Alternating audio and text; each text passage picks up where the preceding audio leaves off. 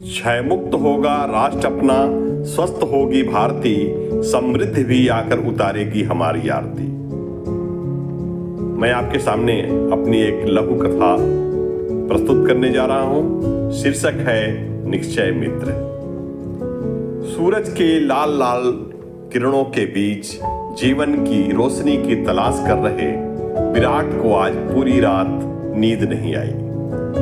एक तो उसकी तबीयत खराब थी, जिसके चलते उसे खाना भी अच्छा नहीं लग रहा था। ऊपर से कल की रात खाने में सिर्फ और सिर्फ 2 रोटियां, थोड़े से आलू के भरते के सिवाय कुछ भी नहीं था। आखिर होता भी कहां से? विधवा मां की मेहनत सिर्फ इतने ही पैसों की जुगाड़ कर पाती थी, जिससे कि वह अपने इकलौते बीमार बेटे को 2 रोटी खिला सके।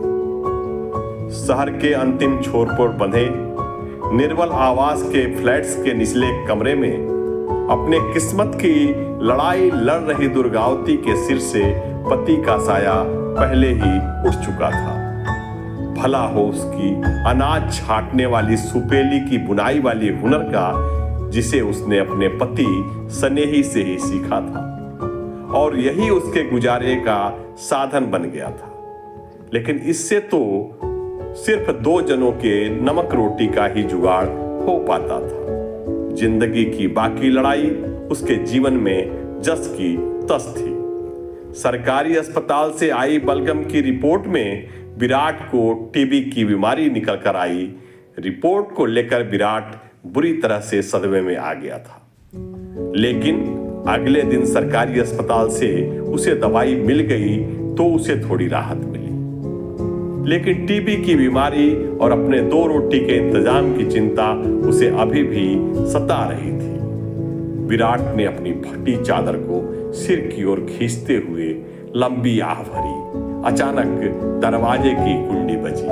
कौन? यह पूछते हुए विराट की मां ने जब दरवाजा खोला तो सामने वे ही 2 शख्स दिखाई दिए जो अपनी टीम के साथ उसकी बस्ती में आए थे और विराट का बलगम लेकर गए थे। जांच के बाद दवा भी दे गए थे। उन्हें देखकर दुर्गावती एकदम से डर गई और चौंकती हुई बोली, भैया जी, आप तो कल हमारे विराट के लिए दवाई देकर गए थे, आज यह रिपोर्ट और भी कुछ आ गई क्या? कितनी सुबह सुबह आना हो गया? दुर्गावती बुरी तरह से घबरा रही थी। उसे कुछ और ही डर सता रहा था। दरअसल 2 वर्ष पहले विराट के पिता स्नेही की मौत भी खराब वाली टीबी से हुई थी, लेकिन इसमें ज्यादा लापरवाही उसकी ही थी। घर में सरकारी अस्पताल से दी गई दवाई रखी की रखी रह जाती थी, वह खाता ही नहीं था। ऊपर से काम धाम से जो थोड़ा बहुत पैसा मिलता था, उसे दोस्त यारों के साथ दारूबाजी में उड़ा देता था। घर में रोटी के लाले पड़े रहते थे। सप्ताह में कई रात दुर्गावती और विराट को भूखों पेट सोना होता था। स्नेही के जीते जी उसके घर में मित्रों की लंबी लाइन लगी रहती थी, लेकिन उसके मरने के बाद उसका कोई मित्र झांकने तक नहीं आया उसके औरत बच्चों का क्या हाल है। भाभी जी, आपसे कुछ लोग मिलने आए हैं, धर्मेंद्र ने कहा। कौन है भैया? उनका मुझसे क्या काम पड़ गया? दुर्गावती ने आश्चर्य भरे लहजे में पूछा। भाभी जी, ये हमारे ही शहर के जाने माने श्याम ज्वेलर्स के मालिक अनूप रस्तोगी जी हैं। इन्होंने आपके विराट को गोद लिया है। अब ये आपके विराट के ठीक होने तक विराट के मित्र हो गए हैं। हाँ भाभी जी, ये निश्चय मित्र हैं, विराट के सबसे सच्चे और प्यारे मित्र। अनूप जी ने पौष्टिक खाने से भरी पोटली और फलों से भरे टोकरे को विराट को पकड़ाते हुए उसे गले से लगा लिया।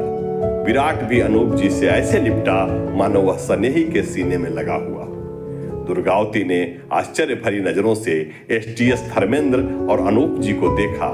उसके नजरों में अब मित्र की परिभाषा बदल गई थी। उसकी आंखों के सामने उसके पति के मित्रों की वह भयावह तस्वीर नाच रही थी, लेकिन आज तो उसके घर में देवदूत के रूप में निश्चय मित्र आए हुए थे।